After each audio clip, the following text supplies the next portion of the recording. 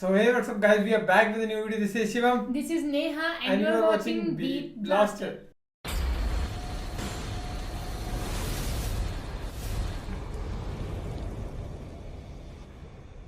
So finally आपकी लेके आ गया उमर सीरीज पार्ट 6। बहुत ही ज्यादा रिक्वेस्ट, बहुत ही ज्यादा वेट, बहुत ही ज्यादा प्यार। सॉरी कि हम इतने दिन से नहीं लेके आए थे सीरीज। और उसका रीजन आप सभी को पता होगा, जो हमारे से बहुत ज्यादा प्यार करते हैं, जो हमारे व्लॉग देखते हैं, आपको पता है कि क्यों डिले हुआ इस चीज के लिए, किस प्रॉब्लम में थे हम। वो अगर नहीं पता वो व्लॉग देख लो, मैं दोबारा यहाँ रिपीट नहीं कर सकता ना। और दूसरी बात ये कि नेहा भी बीमार थी, नेहा को भी टाइफाइड था। सो उस वजह से बहुत डिले होते होते होते होते क्योंकि फिर हमें बाकी वीडियोस बनानी होती थी, केवल बीच में छुट्टियां करना पड़ती थी। नेहा भी बीमार है तो हम छोटी छोटी वीडियोस बनाते रहते थे। ये बहुत बड़ी होती है, आप सभी को पता है, 50 मिनट की 1 घंटा लग जाता है। तो फिर इस करके थोड़ा डिले कर रहे थे। अभी फिलहाल थोड़े से फ्री हैं, तो देखते हैं कब तक कैसा रहता है। बाकी ये कि पूरी सीरीज हम कंप्लीट करेंगे। सो इसको करते हैं प्ले। पार्ट 6 को फिलहाल हल्का हल्का याद भी नहीं रहा, थोड़ा थोड़ा बस ये कि एक्सेप्ट करने लगे थे। हाँ, और हजरत उमर का भी थोड़ा सा दिल अब कर रहा है उस तरफ, क्योंकि उनके दोस्त थे जो उनको बांध के रखा है, कैद करके रखा है। तो इसको करते हैं प्ले, फिर करते हैं अपन बाकी बातें। لا واللات والعزى كل من عليها فان ويبقى وجه ربك ذو الجلال والإكرام فبأي آلاء ربكما تكذبان يسأله من في السماوات والأرض كل يوم هو في شأن فبأي آلاء ربكما تكذبان।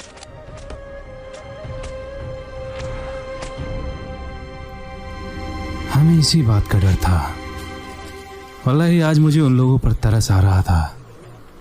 अगर आप इजाज़त दें तो मैं कल भी जाकर ना ना ना बस बस बस। क्या बात है उमर, लोग अखलाक भूल चुके हैं। कौन लोग? आजकल तो मक्का में सिर्फ 2 तरीके के लोग हैं। काश मैं मोहम्मद के सहाबाओं को कसूरवार ठहरा पाता। कसूर हमारे ही लोगों का है। जब उन पर जुल्म होता है वो खामोश रहते हैं। जब उन्हें गालियां दी जाती हैं, हिकारत की नज़र से देखा जाता है, सिर्फ मुस्कुरा कर जवाब देते हैं। जो उनमें कमज़ोर थे वो मजबूत हो गए हैं, और जो मजबूत हैं वो रहमदिल हो गए हैं। और इसके उलट हम में जो ताकतवर हैं वो जालिम हो गए हैं, और जो कमज़ोर हैं वो इन ताकतवरों के खिलाफ हो जाते हैं, और या फिर उनसे बचने के लिए उनकी हाँ में हाँ मिलाते हैं। वो एक दूसरे के लिए रहमदिल है। अमीर गरीब की मदद करता है। अबू बकर, उस्मान, मुसाब इब्ने उमैर, अबू हुदैफा इब्ने उतबा, वो एक बराबर हैं बिलाल, सुहेब और सालिम, जो पहले गुलाम था अबू हुदैफा का। जबकि हम दर्जातों में बटे हुए हैं, अजीम और हकीर। अजीमों में भी कई दर्जात हैं, तो फिर हम लोग कैसे कामयाब होंगे? आज मैंने इब्ने उम्मे अब्द को बुरी तरीके से पिटते हुए देखा। मुझे बहुत बुरा लगा, क्योंकि उसके साथ कोई कबीला नहीं जो उसकी हिफाजत करता, क्योंकि वो किसी कौम से ताल्लुक नहीं रखता। और क्या आपने उन्हें सुना मेरे भाई? मैं वहां से चला आया, उसकी हालत मुझसे देखी नहीं गई। आप भी यही कारनामे करते हो? हाँ, करता हूँ, लेकिन मैं कभी कमजोरों पर हाथ नहीं उठाता, और ना ही मिस्कीनों पर, और ना ही ज़ईफों पर। मैं सिर्फ हाथ उठाता हूं उन लोगों पर जिस पर मुझे अख्तियार है। ये मोहम्मद ने हमें किया क्या है, समझा? मोहम्मद ये वही कर रहा है। ये सारी परेशानियां हमें उसकी वजह से ही पेश आ रही हैं। मैं जाऊंगा और अपनी तलवार से उसका कत्ल कर डालूंगा, और फिर मैं खुद को सौंप दूंगा बनी हाशिम को, चाहे तो वो मुझे मार डाले। इंसान के बदले इंसान। इस तरह मक्का के पुराने दिन वापस आ जाएंगे। ये आप क्या करने जा रहे हैं मेरे भाई? किस जुल्म के लिए आप उनका खून बहाएंगे? वो ना कभी आपके रास्ते में आए और ना कभी आपके साथ बदजुबानी की, और आप उन्हें कत्ल करने का इरादा रखते हैं। हजारों लोगों का खून बहने से अच्छा है कि 2 लोगों का ही खून बह जाए। ऐसा करने से सब ठीक हो जाए। अपने दिमाग से ये बात निकाल दो उमर। वल्लाही बड़ा भाई होने के नाते मेरा फर्ज बनता है कि मैं तुम्हें गलत कामों से रोकूं। मैंने तुम्हें इख्तियार दिया क्योंकि तुम इस लायक हो। अब खामोश रहो और मेरी बात ध्यान से सुनो। मैं तुमसे बड़ा हूं और मेरे तुम पर कुछ इख्तियार है कि अपने दिमाग से ये सारे गंदे ख्याल निकाल दो, वरना तुमसे बड़ा बदनसीब कोई ना होगा। अभी तुमने खुद ही बताया कि मोहम्मद और उनके सहाबा सच्चे और साबित कदम हैं। अपने आप को काबू में रखो। गुस्सा इंसान को जल्लाद बना देता है।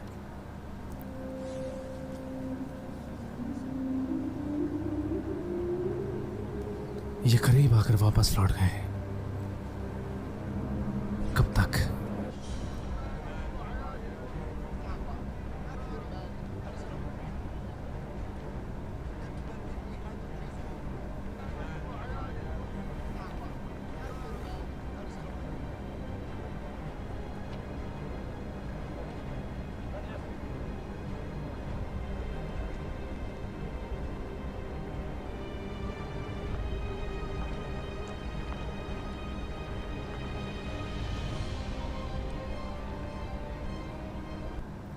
मोहम्मद काबे के सामने खड़ा होकर इबादत कर रहा है और अबू बकर भी उसका साथ दे रहा है, और तुम लोग यहाँ बेखबर बैठे हो।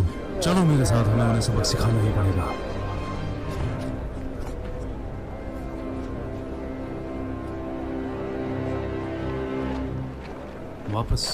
वापस चले जाओ, हमें आपसे कोई झगड़ा नहीं करना। क्या तुम उसको नुकसान पहुंचाओगे जो ये कहता है कि मेरा रब एक है? और जब हाशिम कबीले वाले ये बात सुनेंगे तो क्या होगा? इसका अंजाम जानते हो, हजारों लोग मारे जाएंगे। सही कहा। तो बोल अपने दोस्त को कि फिर यहाँ से चला जाए और फिर कभी यहाँ आने की हिमाकत ना करे। मैं अल्लाह के नबी को हुक्म नहीं दे सकता, वो तो खुद हमें अल्लाह का हुक्म सुनाते हैं और हम उसे मानते हैं। तो फिर अब तेरी बारी है। हमारे बच्चों और गुलामों को भड़काने वाला भी तू ही है। जब बुला अपने ताइम कबीले को।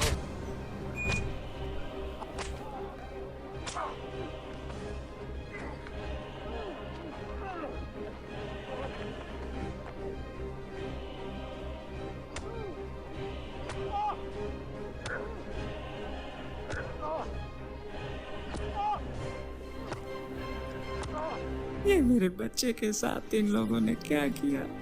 वल्लाही ये तो हमेशा से गरीबों, यतीमों और बेवाओं का सहारा रहा है। इनमें इतना बाखलाक और वफादार इंसान, वो इनके साथ ऐसे कैसे कर सकते हैं? कैसे? हम भी उनका वही हाल करेंगे जो उन्होंने आपका किया है।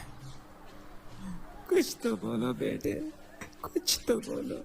जब से इन्हें यहाँ लाए हैं ये खामोश हैं। मुझे तो डर है कि कहीं शाम होते होते अगर ये कुछ ना बोले तो। इन्होंने अपने होठ हिलाए, देखो देखो इन्होंने होठ हिलाए। कुछ कहो बेटा, कुछ कहो, कुछ तो बोलो। रसूल अल्लाह के क्या हाल है? हम तो यहाँ आपकी खैरियत के लिए आए थे। उनसे हमें क्या? हम आपकी हिमायत करते हैं क्योंकि आप हमारे रिश्तेदार हैं। अकेला छोड़ दो, मुझे अकेला छोड़ दो। सुनो, इन्हें कुछ खाने पीने को दे देना।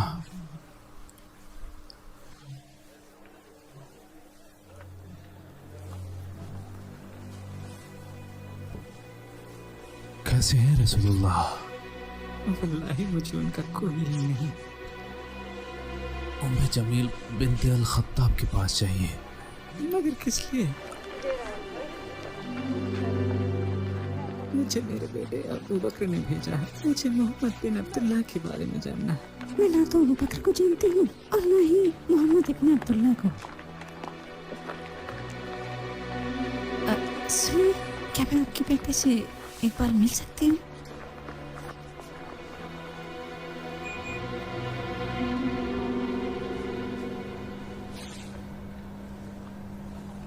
वल्लाही मुशरिकीनों ने आपका क्या हाल किया है।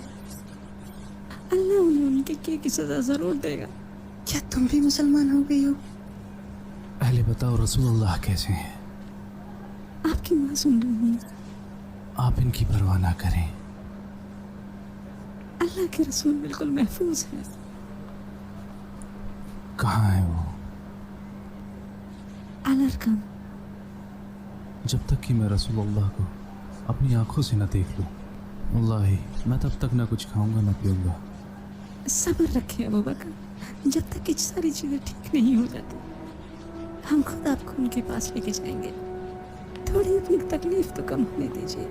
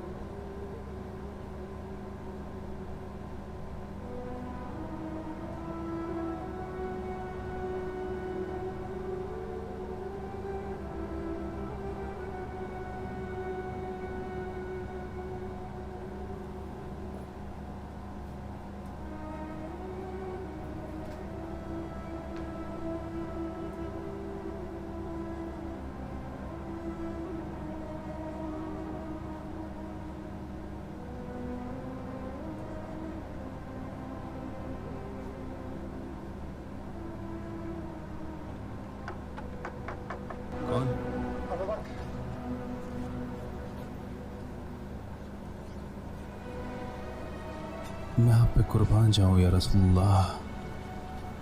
मैं बिल्कुल ठीक हूँ, सिवाय इसके जो उतबा ने मेरे चेहरे के साथ किया है। बाहर मेरी माँ खड़ी हैं, इन्होंने मेरी बड़ी देखभाल की।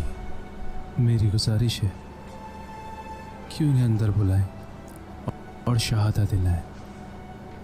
हो सकता है आपकी दुआ से उन्हें जन्नत नसीब हो जाए। ما إليك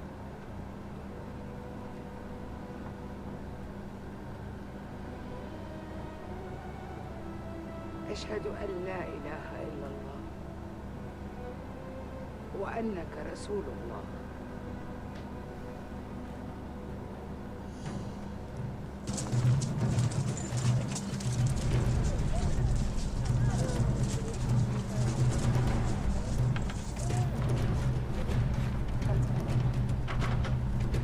अब आप खुश हैं अब्बा जी? बहुत बस। खुशी मिली होगी आपको ये सब करके। अबू जहल की बातों में आकर आपने भी वो कर दिया जो आपको नहीं करना चाहिए था। तुम्हारी हिम्मत कैसे हुई अब्बा से इस लहजे में बात करने की? मैं अपने अब्बा की इज्जत करना जानता हूँ। मैंने इन्हें दीन की दावत दी थी, लेकिन तुम लोग ये नहीं चाहते कि इससे आप लोगों के दर्जात कम हो जाएंगे। अबू बकर अब्बा जी, उनके जैसा दिलदार कोई नहीं। वो लोगों में बाअखलाक, बामुरव्वत और खलीक हैं, और आपने उनके चेहरे पर अपने जूतों से इस कदर वार किया कि वो पहचाने भी नहीं जा रहे। और मैंने साहबाओं से सुना कि इसका गुनहगार उतबा है। हमारे खुदा उनकी जबानें काट दें और तुम्हें बहरा कर दें, ताकि तुम उन लोगों से हमारे अब्बा के बारे में बुरा ना सुन सको, क्योंकि तुम में उन्हें चुप कराने की हिम्मत नहीं है। क्या तुम्हें इनकी इज्जत का बिल्कुल ख्याल नहीं? वल्लाही मैं अपने अब्बा को समझा रहा हूँ, इन्होंने बहुत ही घिनौना काम किया है जिसका खामियाजा सभी को भुगतना पड़ेगा। वो सबसे ज़्यादा अजीज़ और इज़्ज़तदार साहबाओं में से एक हैं, और मैं उनकी परवाह करता हूँ, और उन पर मेरे अब्बा ने शिद्दत से जुल्म ढाया। अपनी ज़बान को लगाम दो। बस, जो भी मैंने किया उसकी ना मुझे खुशी है और ना कोई मलाल। मैंने अपने लोगों को ताकीद की थी कि मोहम्मद को अकेला छोड़ दें और उसे उसका पैगाम देने दें। अगर अरब उसे मार देते हैं तो तुम्हारा काम पूरा हो गया, और अगर वो जीत जाता है तो उसकी इज्जत तुम्हारी इज्जत होगी। लेकिन उन्होंने मेरी सलाह को नहीं माना, और वैसे भी मुझे अपनी कौम के साथ रहना है। शायद वो लोग गलती कर रहे हैं। अपनी कौम को छोड़कर भागने से बड़ी गलती और क्या होगी। जैसे एक ऊंट अपने झुंड को छोड़ के चला जाता है। तुम या अबा हुदैफा, तुमने अपने अब्बा का कुनबा छोड़ा है। मुझे भी तुम्हारे साथ वही करना चाहिए था जो बाकी के लोग अपनी औलादों के साथ कर रहे हैं, जिन्होंने अपनी पुरखों का दीन छोड़ा है। वो उनको जेल में रखते हैं, भूखा रखते हैं और बुरी तरीके से मारते क्योंकि हैं। तुम्हें गैरत नहीं है। मैंने तुम्हारे साथ ऐसा नहीं किया, हालांकि लोग इस पर मुझे सुनाते हैं और नापसंद भी करते हैं। अबू जहल जो भी उसकी बात मानेगा वो तबाह हो जाएगा। अब तुम अपने अब्बा की कमियां निकाल रहे हो। अब शायद ऊपर वाला ही हमारे झगड़े का फैसला करेगा।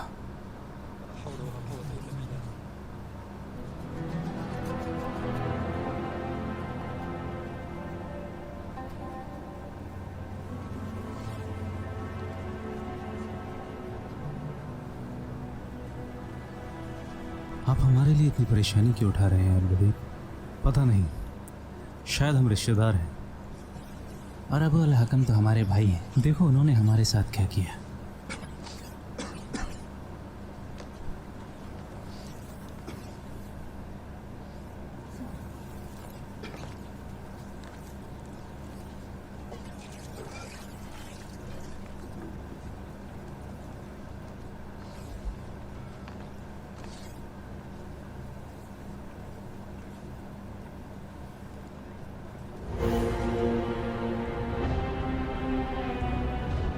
मुझे अपने करीबों को देखकर तरस आया, इसलिए मैं वहां गया। तरस या कुछ और? क्या मतलब है? तुम उनका ख्याल क्यों कर रहे हो जबकि उनका भाई अबू अल-हकम मौजूद है?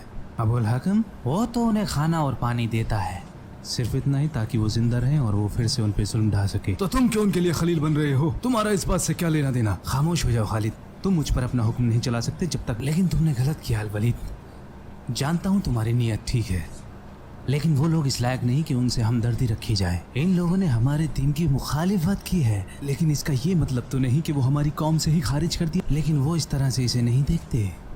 अगर उनसे पूछोगे तो वो कहेंगे हम इस्लाम को मानते हैं, और वही जवाब देंगे जो मोहम्मद के सहाबा कहते हैं कि अल्लाह ने जाहिलियत को हटाकर इस्लाम का रिश्ता कायम किया है और उन्होंने अपने बाप, भाई और कौम को छोड़ दिया क्योंकि वो उनके दीन को नहीं मानते। अपने से ज़्यादा तवज्जो सुहेल, बिलाल और सालिम को देते हैं और बोलते फिरते हैं कि ये हमारे भाई हैं। अब्बा जी, उन्होंने अपने लोगों और माशरे को नहीं छोड़ा। वो आज भी अपने लोगों से उतना ही प्यार करते हैं, बल्कि छोड़ा है अपने कुनबे में पनप रही गलतफहमियों को। तुम तो उन्हीं की ज़बान बोल रहे हो, ये कैसे हो गया? मैं सिर्फ उनके बताए हुए अल्फाजों का मतलब बता रहा हूँ। हाँ, वो लोगों को दीन का सही मतलब समझाते हैं क्योंकि उनका दावा लोगों को हक की बात करना सिखाना है। हम सब गज़िया कबीले से हैं। वो इस उसूल को नहीं मानते जो हमारे शायर कहते हैं, हमारा कबीला गलत तो हम गलत, और अगर हमारा कबीला सही तो हम सही। लेकिन उनके दीन के हिसाब से जाहिलियत की निशानी है। लोगों को साथ लेकर आता है वो है हक और इंसाफ।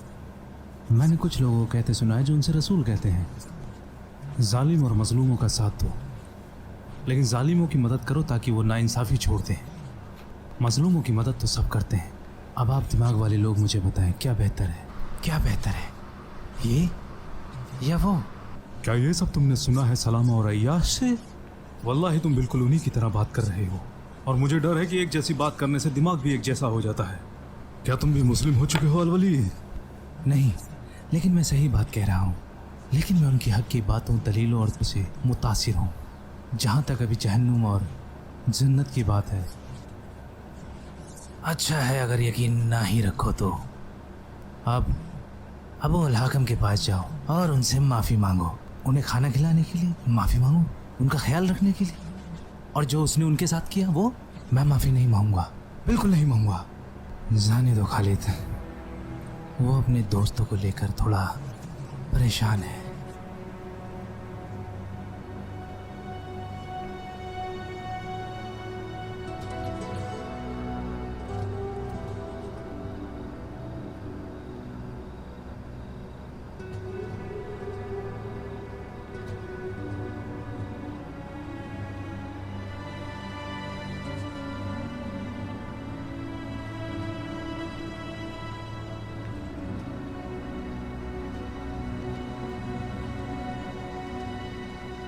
अब्दुल्ला, आधी रात को घर से बाहर, आप भी तो यहाँ हैं। मुझे कुछ अच्छा नहीं लग रहा था। सोचा बाहर जाकर थोड़ी राहत मिलेगी। तो दोनों की वजह एक ही है, परेशान हो? क्या हुआ? क्या कोई दो दिल रखकर जी सकता है उमर? एक अपने लिए और एक दूसरों के लिए? समझ में नहीं आ रहा, दिल की सुन या अब्बा की? क्या बात है? इस्लाम के बारे में सोच रहे हो?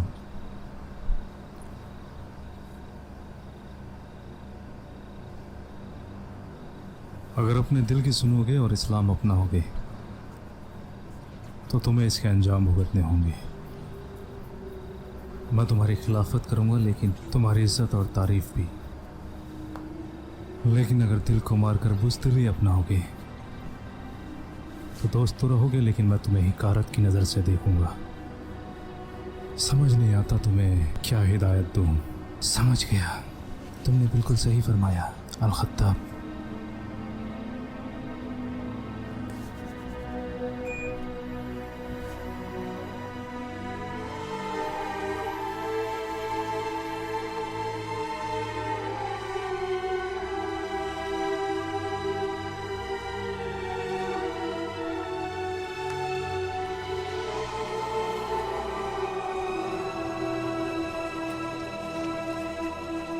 ऐसा मत करो अब्दुल्ला, मेरी बात तो समझो। क्या हो रहा है यहाँ? अब्दुल्ला, बताओ। अब्बा जी, कैसा लगेगा अगर आपको पता चले कि आपका बेटा दो नाव पर सवार है? बिल्कुल अच्छा नहीं। और ये अच्छा लगेगा कि हकीकत को जानते हुए भी वो एक बुज़दिल की जिंदगी जी रहा है। ना वलाती वलुज़्ज़ा। कौन बेहतर है, एक बहादुर बाअखलाक दुश्मन या एक डरपोक बुज़दिल साथी जिसने इज्जत बेच खाई हो? पहले वाला। लेकिन तुम ये सवाल क्यों कर रहे हो? तुम्हारे दिमाग में क्या चल रहा है? सही पूछा। मैं आपको बताना चाहता हूँ अब्बा जी कि मैं मोहम्मद में यकीन रखता हूँ और अल्लाह तआला में यकीन नहीं रखता। क्या कहा तुमने अब्दुल्ला? मैं तुम्हें मार डालूंगा। आप नहीं करेंगे अब्बा जी। तुम्हें मेरी दौलत में से एक चवन्नी भी नहीं मिलेगी। जब एक अल्लाह का साथ है तो इन बातों की कोई परवाह नहीं। मैं तुम्हारे पैरों में बेड़ियां डाल दूंगा। सोचना भी मत अब्बा जी, ऐसा करने से आपको भी कोई खुशी नहीं मिलेगी। चले जाओ, चले जाओ यहां से। और मुझे तुम्हारी कोई जरूरत नहीं, तुम मेरे बेटे नहीं रही। चले जाओ यहां से।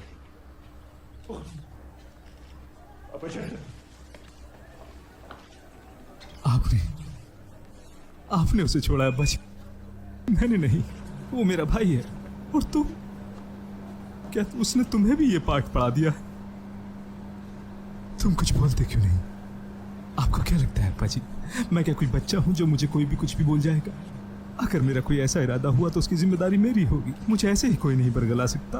क्या मेरी अपनी कोई राय नहीं हो सकती? तुम अपने अब्बा की बात मानो, मेरा क्या? अब मुझे आपको चुनना पड़ेगा। बताओ क्या कहा? मैं अभी तक मुस्लिम नहीं बना। क्या कहा? अभी नहीं? कल का क्या पता अब्बा जी। आज ऐसी बात मत बोलो जिसके लिए कल आपको पछताना पड़े। हो सकता है कल आप भी इस्लाम तस्लीम कर ले। मैं नहीं बदलूंगा, चाहे पूरा कुरैशी क्यों ना बदल जाए। अगर मेरे पास लड़ने के लिए कुछ भी नहीं बचा, तब भी मैं मोहम्मद और उसके साहबाओं के साथ आखिरी दम तक लड़ता रहूंगा।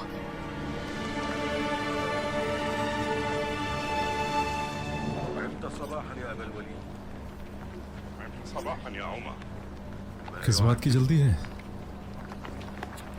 क्या तुमने नहीं सुना मोहम्मद ने अपने साहबाओं को हबशा में हिजरत की इजाजत दी है? क्या चाहिए उसे?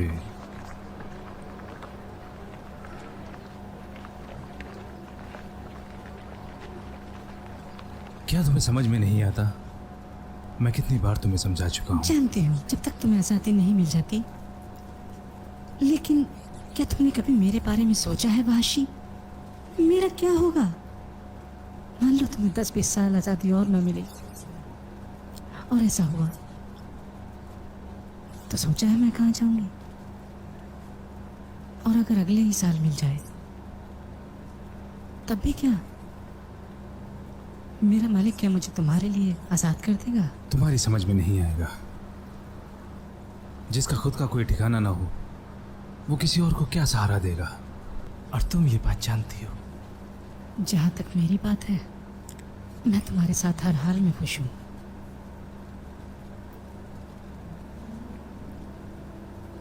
यहाँ कुछ है वाशी जिस पर सिर्फ उसके मालिक का ही हक होता है। ये जो चाहता है वही करता है। जिससे चाहे उसे प्यार करता है और जिसको चाहे उससे नफरत करने लगता है। खुद को देखो, क्या ये तुम्हारा दिल नहीं जो इस गुलामी से नफरत करता है? या इसकी इजाजत भी मालिक से ली?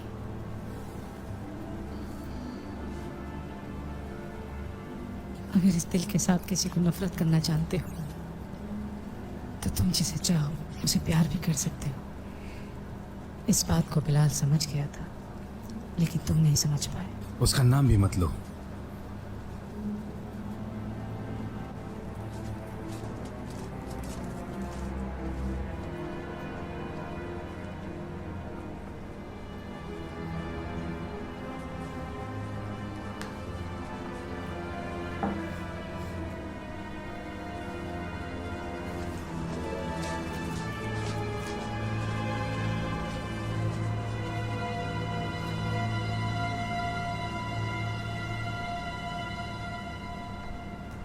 जानते भी हो बाहर लोग क्या कह रहे हैं?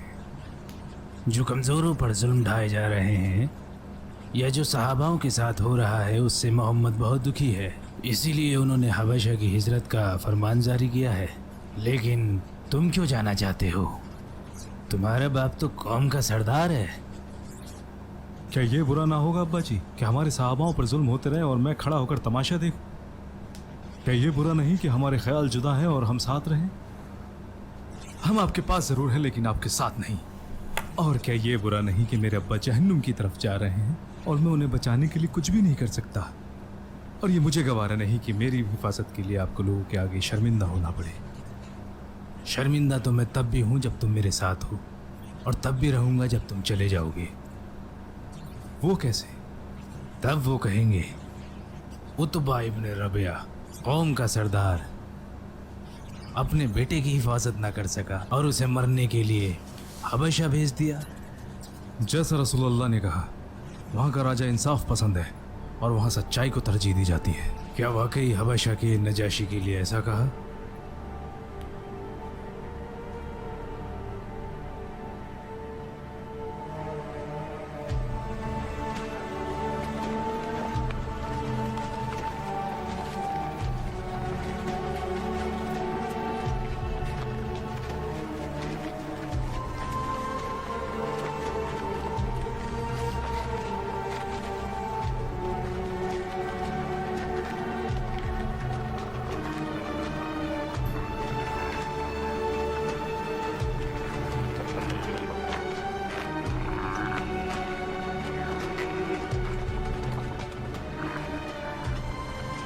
मोहम्मद ने हमारे बच्चों को हमसे अलहदा कर दिया है। सही कहा। अब समझ में ये नहीं आता कि आधे दिल से हम रोएं या आधे दिल से हंसें। उसने हमारे दिलों को चीर डाला है।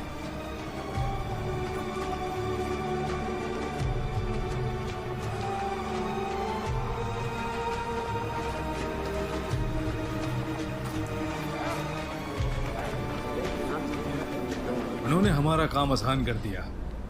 अच्छा हुआ वो खुद ही यहाँ से चले गए। अब हमें उनसे छुटकारा मिल गया। मैं तो चाहता हूँ उनमें से एक भी हमारे बीच ना रहे। यहाँ से जाकर उन्होंने अच्छा ही काम किया, खुद को हमारे अजाब से बचा लिया। अब वो हम में से किसी को नहीं बरगलाएंगे। अगर मुझे कुछ सबसे ज़्यादा बुरा लगता था तो उनका हमारे बीच में रहकर इबादत करना। जाने दो उन्हें हबशा। अल्लाह ती उन्हें इस बात का इल्म भी नहीं कि उन्होंने अपनी मौत का रास्ता खुद चुना है। तुम्हारा क्या मतलब है अबुल हकम?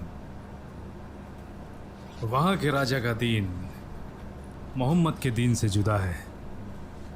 उनकी मुकद्दस किताब, तौर तरीके बिल्कुल अलग हैं। ये तो हमारे अपने लोग हैं, फिर भी हम इनका दीन बर्दाश्त नहीं कर सकते। तो सोचो वो लोग कैसे करेंगे। तो एक बात बताओ अबुल हकम, तुम्हें खुशी होगी कि तुम्हारे लोग किसी गैर मुल्क में जाके मारे जाएं? अगर ऐसा होता है तो हम पर हमेशा हमेशा के लिए तहमत लग जाएगी। अगर लोग अपने मुल्क में अपने लोगों के हाथों मारे जाएं तो कोई शर्म की बात नहीं, लेकिन गैर मुल्क में कोई उनका कत्ल कर दे हमारे दीन से खारिज होने के बाद भी, बिल्कुल अच्छा हो या बुरा, उन्हें हमारे साथ रहना चाहिए।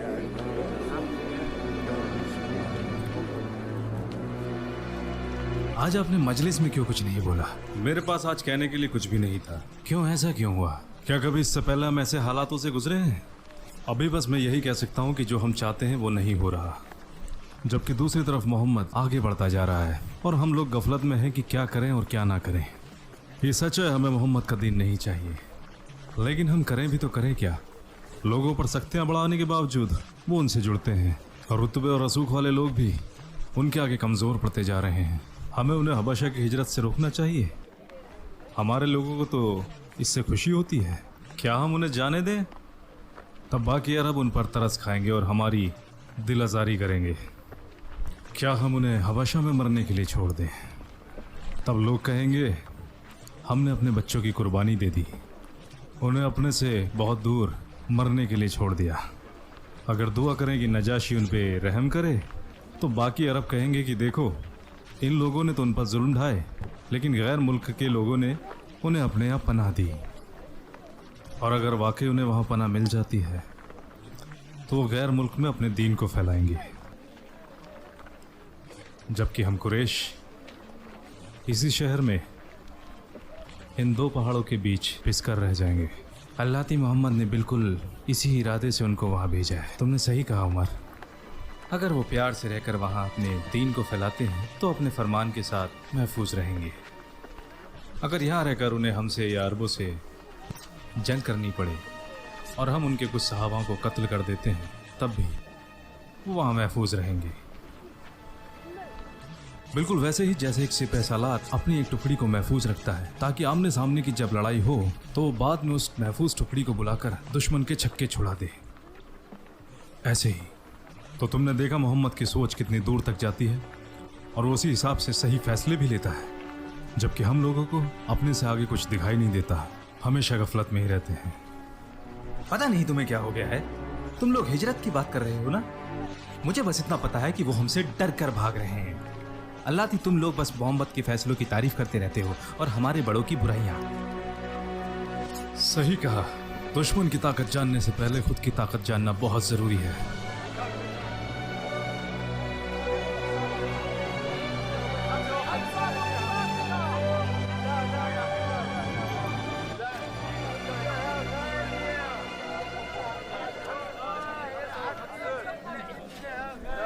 तुम तो बिल्कुल पहचानने में नहीं आ रहे हो बिलाल।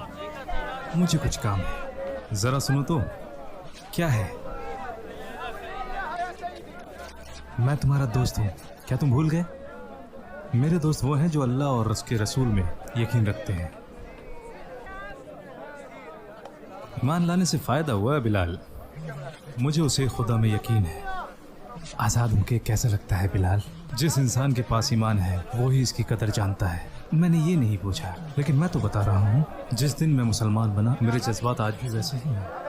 ये यहाँ से शुरू होता है बाशी और फिर पूरे जिस्म में फैल जाता है। ये वो है जिसे तुम खुद चुनते हो, तुम खुद इसके मुख्तार हो और कोई तुम्हें इसे नहीं दे सकता। तुम यहाँ क्या करने आए हो? तुम्हारे पास कोई काम धंधा तो है नहीं? मैं लोगों को दीन की दावत देता हूँ, तुम अरबों को अपने दीन की दावत देते हो। क्या इतना काफी नहीं कि तुम अभी महफूज हो और अब तो तुम आज़ाद भी हो? मैं उस खुदा का शुक्र कैसे अदा करूं जिसने मुझे इस दीन का रास्ता दिखाया। मैं अपनी उस खुशी में लोगों को शरीक करना चाहता हूं। बिलाल, क्या तुम भी हबशा जा रहे हो जो हमारे पुरखों की जमीन है? नहीं, मुझे मुहाजिर नहीं बनना। क्यों नहीं? जब अरब मुहाजिर बन सकते हैं तो तुम तो वहीं के हो। नहीं, मुझे नहीं लगता तुम कभी समझ पाओगे। मेरे लोग यहाँ हैं, यहाँ वाशी। इस्लाम ने मुझे उनमें जगह दी है। उनका दीन मेरा दीन, उनकी जुबान मेरी जुबान, उनकी खुशियाँ मेरी खुशियाँ, उनका गम मेरा गम। मैं यहाँ रहता हूँ और यहीं मर जाऊंगा। अगर हबशा वालों ने अपनी गंदी नजर हरम की इस मुकद्दस जमीन पर डाली, चाहे उसमें किसी कौम के लोग क्यों ना हो, मैं उनके गले चीर डालूंगा। तुमने बिल्कुल सही कहा, मैं कभी नहीं समझ पाऊंगा।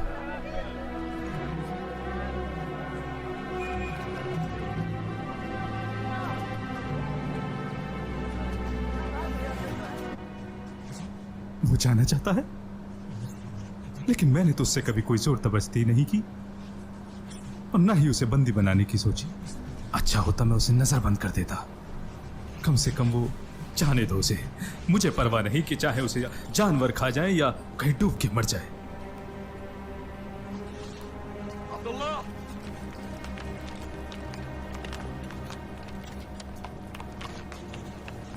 क्या तुम वाकई सहरा को पैदल पार करना चाहते हो? बनी आमिर के कुएं पर मुझे मेरे भाई लोग मिलेंगे और उनमें से कोई एक मुझे अपनी ऊंट पर ले जाएगा।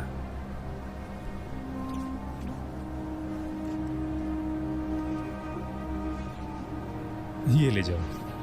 नहीं, मुझे जरूरत नहीं है।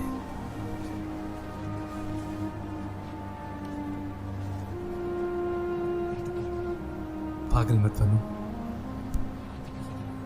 तुम कैसे जाओगे? मैं इतना कमजोर भी नहीं हूं और मैं अभी मक्का की सरहद में ही हूं।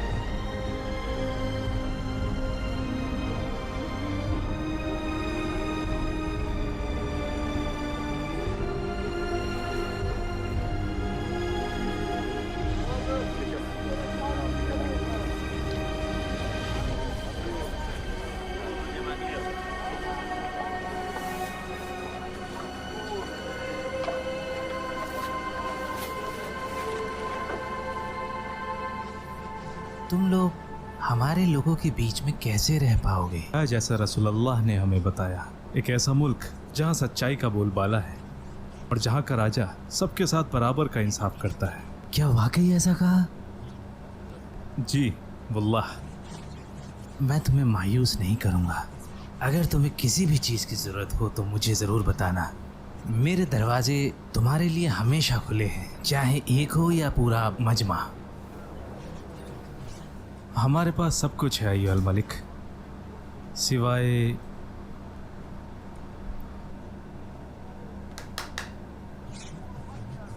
बस हमें मक्का की याद आती है अल मलिक। तुम पर वहाँ जुल्म ढाए गए तब भी? अपना घर हर किसी को प्यारा होता है अल मलिक। हमने बड़ी कोशिश की कि हमारे लोग हम में यकीन रखें, या कम से कम हमें अकेला छोड़ दें, ताकि हम अल्लाह के रसूल को एक फरमान देकर भेजा गया है। वल्लाही उन्हें इससे ज़्यादा प्यारा कुछ भी नहीं कि वो अल्लाह की हिदायत लोगों तक पहुंचा सके, मगर हमारे अपने ही लोग आपकी खिलाफत करते हैं। खुदा के रसूल ऐसे ही होते हैं, उनके खुद के ही लोग उनकी खिलाफत करते हैं। अगर उनकी फतह होती है तो आखिर में सब ठीक है, और अगर लोग उन पे फतेह पालें तो ये कौम के लिए अजीम नुकसान होता है। बड़ी खूबसूरती से समझाया अल मलिक। काश मैं यहाँ रहकर तुम्हारे लिए कुछ, जिससे कि तुम्हें थोड़ी बहुत आसानी मिल जाती और तुम्हें घर की याद ना आती, लेकिन सब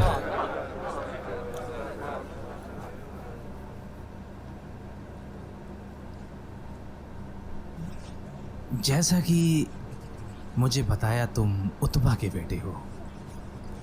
आप मेरे अब्बा को जानते हैं अल मलिक? तुम्हारे लोग हमेशा हमारी ज़मीन पर तिजारत के लिए आते हैं, कभी कुछ बेचने या ख़रीदने। उनमें से कुछ लोग मेरे से मिल के जाते हैं, जैसे अबू सुफियान या अल-आस इब्ने वैल और उनका बेटा अम्र इब्न अल-आस। बड़ा ही ज़हीन, बेहतरीन और अक्लमंद नौजवान है। मुझे उसकी सोहबत पसंद है। इस बार वो मेरे पास आएगा। वैसे क्या कर रहा है आजकल?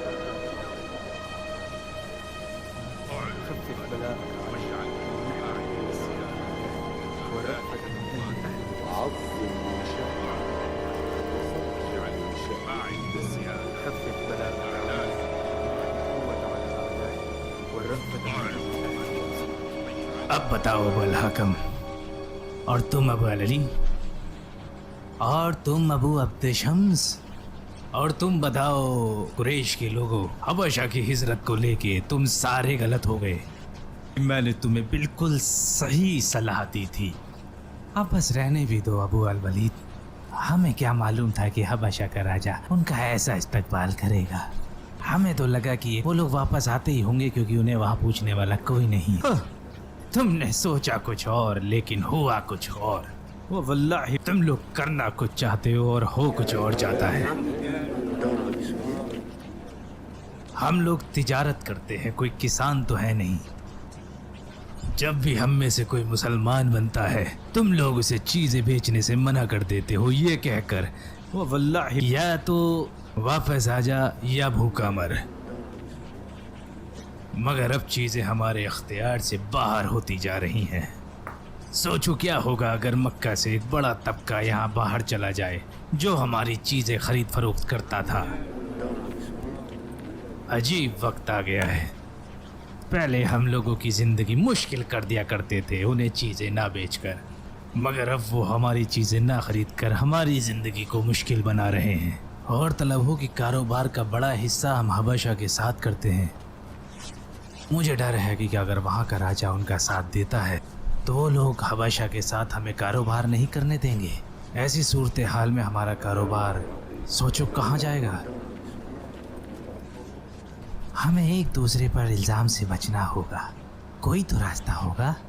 अगर मेरी मानो तो मोहम्मद के मानने वालों पर अज़ाब ना करो, ताकि जब कभी भी हम तिजारत के लिए हबशा जाएं, हम में से कुछ लोग उन मुहाजिरों को समझा सकें कि आप लोग अब वापस आ जाएं, आप पर कोई जुल्म नहीं होगा।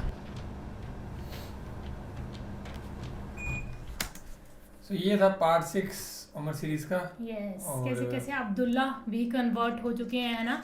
और अब कुछ लोगों को मोहम्मद शाह ने जो है दूसरी जगह पे भेज दिया गया जहाँ पे उनको कोई भी मार या कुछ नहीं कर रहा है ना। जैसे हमने देखा अबू बकर के साथ बहुत बहुत बहुत बुरा हुआ ना, उनके मुंह पे जूतों से मारा गया था कि वो पहचान में भी नहीं आ रहे थे।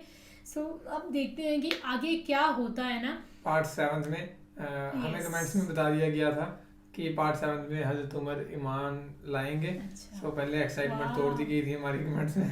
तो कोई दिक्कत नहीं है। सो नेक्स्ट पार्ट में आएगा मजा। देखेंगे Next कैसे part क्या काफी हुआ, कितने excitement एक्चुअली वाला हो गए होगा। वो जाएंगे। काश हमें बताते नहीं ना, अगर कमेंट्स, हमारी आदत है हर एक कमेंट को पढ़ना। पहले बताया कि हम कमेंट्स पढ़ते हैं सारे के सारे, तो काफ़ी टाइम से ये हमें कमेंट्स में बता दिया गया था कि 7th पार्ट में मान लेंगे। चलो कोई दिक्कत नहीं है। सो मैंने बाकी नहीं पढ़ा था, अगर आप मुझे नहीं देते मुझे पता नहीं चलना था। मैंने तो पढ़ लिया होंगे तूने। वो वाली पढ़ा हुआ है। बाकी तो हाँ वो तो मेरे वाले चैनल पे है जिस पे बीट प्लस पे तुम्हें कहाँ पड़े होंगे।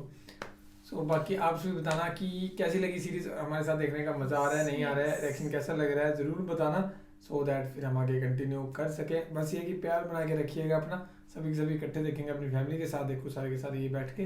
बाकी आगे इंटरेस्टिंग होने वाली है। अभी तो ये कन्वर्ट हो रहे हैं, जब हज़रत उमर आएंगे फिर धड़ इस्लाम में सारे कन्वर्ट होते जाएंगे। सो बाकी तो इसी वीडियो में guys, thank you so much for watching the video. मिलते हैं नेक्स्ट वीडियो में। Bye.